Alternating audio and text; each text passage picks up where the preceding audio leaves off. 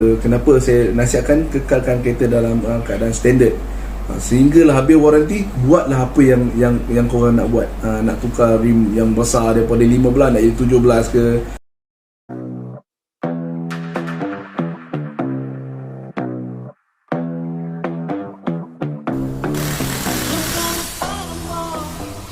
Assalamualaikum, selamat sejahtera. Jumpa lagi di channel YouTube Zaman Kekek Services.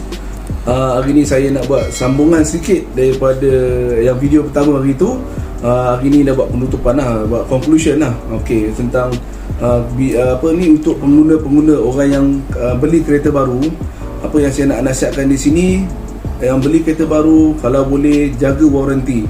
Jaga waranti maksudnya jangan buat apa-apa perubahan pada kereta anda selama pakai. Kalau sekiranya kereta anda waranti dia 5 tahun, 5 tahun lah jangan diubah apa-apa. Termasuklah tukar sport rim yang lebih besar, buat pemasangan radio yang lain, ada pemotongan wire, tambahan spotlight dan itu semua. Sebab itu akan menyukarkan anda kalau sekiranya kereta anda ada masalah, yang mana bila hantar ke service center untuk nak buat claim, nanti mungkin claim tu tak dapat diteruskan kerana sudah ada perubahan pada kenderaan. Efek contoh saya beri, sekiranya anda menukar sport rim yang lebih besar daripada si asal, tiba-tiba absorber ada masalah, bearing ada masalah yang berkaitan dengan absorber ni, dan kemungkinan besar service center akan reject claim ni, dan anda akan rasa kecewa lah, confirm akan kecewa lah kalau misalnya claim tu tak boleh diteruskan. Dan kalau nak tukar dah kena keluar duit sendiri. Okey, jadi itu nasihat saya, jangan buat apa-apa perubahan selama dalam tempoh 5 tahun waranti itulah. Nak jaga waranti itu senang aja, ikut saja servis berkala yang telah dinasihatkan, ditetapkan oleh pengeluar kereta. Ikut je lah. Zaman saya rasa sekarang ni setiap 10,000 km atau 6 bulan hantar je servis. Jadi ada apa-apa masalah, beritahu dekat service center, jadi mereka akan boleh dengarlah apa yang kita nak komplain.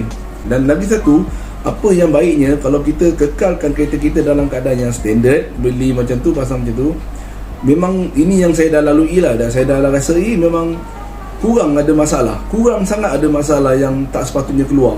Maknanya kita hanya pakai dan cukup masa kita hantar servis, itu kereta standard. Dan sekiranya kepada mereka yang suka nak lawakan kereta cantik kan, tak salah, boleh je buat sebenarnya, nak tukar rim yang lebih besar. Tetapi kalau misalnya kata ada masalah yang berkaitan dengan yang rim yang besar tadi, maknanya kita tak boleh nak komplain lah, kita tak boleh nak claim. Jadi itu kena keluar duit sendiri.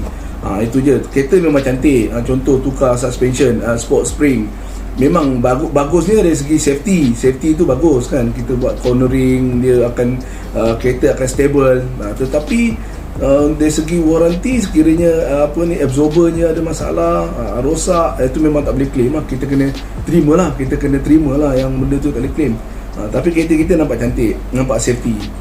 Dekat itu yang saya nak ambilkan untuk yang kereta. Kenapa saya nasihatkan kekalkan kereta dalam keadaan standard, sehinggalah habis waranti, buatlah apa yang korang nak buat.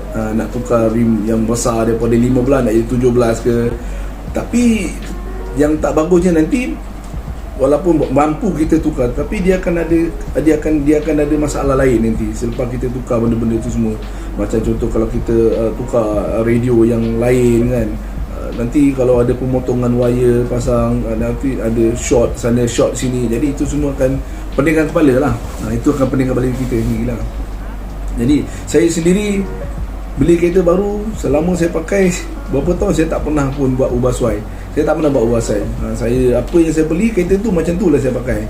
Contoh saya ada beli kereta Hyundai Accent, saya pakai dah, masa saya pakai lebih kurang dalam, lepas pakai 6 tahun 7 tahun baru ada masalah drive shaft, baru masalah absorber kan, benda-benda tu. Kereta tu memang kereta standard je, macam mana pun macam tu saya pakai. Sebab saya pentingkan jimat, saya tak nak buang duit yang, kita tak nak buang duit yang tak sepatutnya.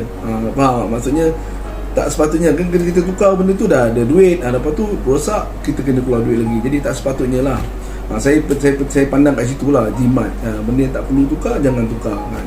Dan kalau misalnya kereta tu tak buat servis di service center lebih, apa saya tahu lah, lebih daripada 2 kali tak buat di service center, tiba-tiba anda nak pergi hantar kereta dekat service center, nak komplain ni, saya rasa mungkin tak dilayan lah, tak dilayan sebab gagal dalam ikut SOP untuk maintain warranty tu. Sebab syarat dia, salah satu syarat utama dia kena servis tiap-tiap masa, tiap-tiap ikut dia punya schedule, jadual dia kena pergi kat service center. Kalau gagal buat macam tu, maknanya tak dapat lah.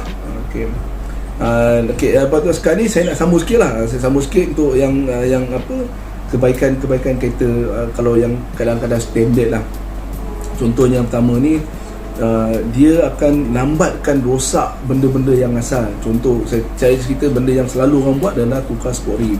Sport rim yang besar ni, dia sebenarnya dia akan kesan pada, contoh lah, dia akan efek pada kita punya drive shaft. Yang pertama drive shaft, dia akan efek pada kita punya brake system, akan efek pada kita punya minyak punya efisiensi, consumption dia akan berubah. Kemudian dia akan efek pada benda lain yang berkaitan dengan rim tu sendiri lah. Mungkin dia akan ganggu kita punya saiz yang besar tu akan kena pada kita punya cover tayar yang belah dalam. Jadi macam tu lah. Itu yang saya tak berapa, kalau misal kata itu yang tak bagusnya lah, kalau misal kata kalau kita buat modification macam tu lah, yang besar-besar macam tu. Jadi untuk akan datang saya akan buat satu lagi, saya akan bagi tip lah. Tip macam mana nak jimatkan petrol. Jimat petrol dalam penggunaan seharian, dalam pemanduan kita seharian, saya akan beritahu macam mana nak jimatkan petrol. Kita pakai kereta pergi kerja, balik kampung ke long distance, kita boleh jimatkan minyak apa yang kita nak. Saya akan sambungkan di masa akan datang, di video seterusnya. Jangan lupa like, subscribe, kalau boleh share. Saya akan beritahu nanti tip ni memang sangat berguna lah, tip untuk jimat petrol tanpa menggunakan apa-apa gadget ke ataupun pemasangan apa-apa ke, letak benda-benda lain ni. Yang basic saja, yang semua orang boleh buat. Okey, nantikan video seterusnya. Sekian, terima kasih.